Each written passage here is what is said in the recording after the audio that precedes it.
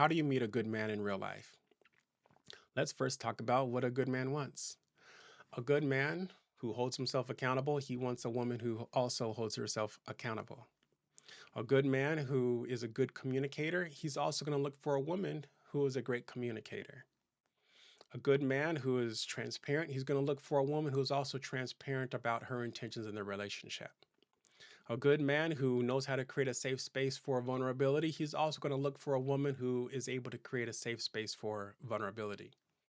A good man who knows the power of intimacy, he's going to look for a woman who knows the power of intimacy and knows how to participate in those exercises. This is what a good man is looking for. Now, let's talk about in real life how you can meet a good man that is looking for those things. With the way that you carry yourself, the clothes that you wear, and the way you take care of your hygiene, those are the things that a good man is looking for to determine whether or not you're someone who holds herself accountable.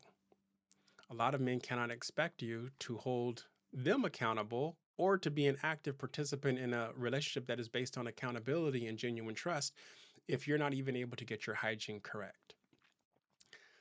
A good man who is a communicator, he's going to look for a woman who is also a great communicator. The way you say your words, the way the tone of voice that you use, the way you use your hands in a conversation, the way you stand, your body posture. Think about the way that you communicate to your friends and communicate to different men that you meet. Is your form of communication effective in communicating the messages that you're trying to send? If you're genuinely interested in a guy, are you communicating your interest in your own personal way? Or are you just hoping that he understands that you're interested in him and you're hoping that he's going to make the first move? Essentially, he's going to read your mind. No, you want to communicate. You want to communicate with your body language, with your eyes, with your tone of voice. You want to communicate your interest in him, and that's fair. And a man who is in tune with you and who's interested in you is going to pick up those messages that you're sending, those messages that you're communicating. So you need to be a great communicator. A man who is very transparent with his intentions in a relationship, he's also going to look for a woman who is very transparent with her intentions in a relationship. I've been in situations where a woman is wearing a ring on her wedding finger, but she's not in a relationship. She's just wearing the ring to keep guys away, right? There's also women out there who are not in a relationship at all, and they'll say, I have a boyfriend or I have a fiance, and you find out that they don't have a boyfriend and they don't have a fiance. You just ask what their name is. You could ask us a couple of other questions, and you realize that they're just saying something about her. She's just saying something about her relationship status to keep guys away. There's also situations where that is happening in the reverse case, where people are not completely honest with their intentions in a relationship. So a man, when a man is looking for a woman, when you're trying to find a good man in real life, you want to make sure that you're carrying yourself. If you're single, if you're available, you want to make sure that you're carrying yourself in a welcoming way where the man knows by the way that you're carrying yourself that you are a single woman and you're interested in a relationship. Let's talk a little bit about vulnerability. Somewhere along the way in that conversation, in that initial conversation, you want to show that you are comfortable with vulnerability. So let's say, for example, his outfit, there's a problem with his outfit, or there's a problem with something that he has said. You want to show that you have qualities of empathy where he can feel insecure around you or where you can protect his confidence. You want to show or demonstrate that you're a woman that understands vulnerability and how to protect his insecurities. And you also want to give him an opportunity to do the same thing. I know there are some women out there who will pretend, I will say pretend, that they need help because some people really don't need help, but they'll pretend that they need help with something so that it gives the man an opportunity to show that, hey, I'll step up or I'm willing to step up. And a lot of good men out there will step up. It gives them an opportunity to step up and demonstrate that he can create a safe space for your vulnerability. Whether it's going through a door and you're waiting for him to open the door, or you're waiting for him to pull out a chair, or whatever it is, right? Or you're telling him something to do, or you're asking him something to do, and you give him an opportunity to step up and be your man.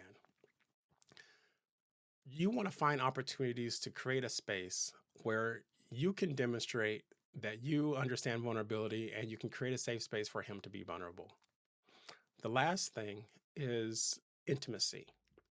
Now, intimacy is something interesting because it involves sharing an emotional or sharing a spiritual or mental experience that has a high level of intensity.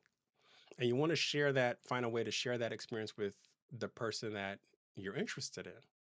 So you want to. It's very difficult to it's very difficult to express that you're a person that understands intimacy, other than either telling a story sometime on your first date or your second or your third date that is an emotional story or a story that can lead to intimacy, whether it's mental, emotional, even physical intimacy. But you want to share that you are a woman that understands intimacy.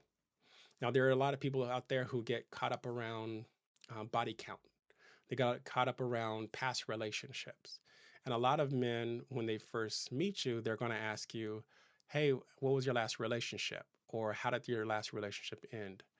It is in those times, of those first date questions, where you can express that you understand, or you can demonstrate by the stories that you share, you can demonstrate that you're a woman that understands the profound power of intimacy in a relationship. Don't just use the opportunity to diss your ex. Don't just use the opportunity to like go on a rampage and say, oh, and be very dismissive. Use those open-ended first date questions to demonstrate that you understand intimacy, you understand vulnerability, that you're a woman that is very transparent in her relationships, that you're a woman that knows how to communicate, and that you're a woman that holds yourself accountable. And I know there are people out there saying, well, that feels like an interview. In a lot of ways, it is. In a lot of ways, you are putting your best foot forward and trying to represent yourself as accurately as possible, because the person that you're on a date with, the man that you're on a date with, he could be your life partner. He could be the person that is your soulmate, the person that you can go through your entire life with. You can start a family with, you can raise children together, you can have grandchildren together with this man. So you want to make sure that you're doing your best to accurately represent who you are in your spirit, who you are in your soul, the part of you that is not going to change, that good quality part, that where your best angels live. You want to make sure that you're bringing that forward in the conversation. That's how you meet a good man. You meet a good man by demonstrating that you're an accountable person, by demonstrating that you know how to communicate, by showing him that you're very transparent in your relationships and the intentions in your relationships. You meet a good man by creating a safe space for vulnerability. I know there are women out there who host a lot of groups. You create a safe space for vulnerability for men. It's a very hostile world for men. And if you can show yourself as a woman who knows how to create a safe space for men to be vulnerable, then you're going to get the best of the man. Even when he's not vulnerable, you're going to get the best of him. And then lastly, intimacy. Understand that there's more than one type of intimacy. There's more than just physical intimacy.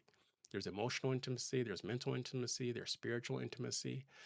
Um, you want to make sure that he knows that you understand all of those types of intimacies, because those are the things that are going to make a long-term relationship exciting. As you begin to explore other types of intimacies, the combinations are infinite of the things that you can explore, the things that you can do. All right, I hope you learned something here today. I know a lot of you all did. I look forward to talking to you again in the next video. Follow me for more information about building genuine trust in relationships.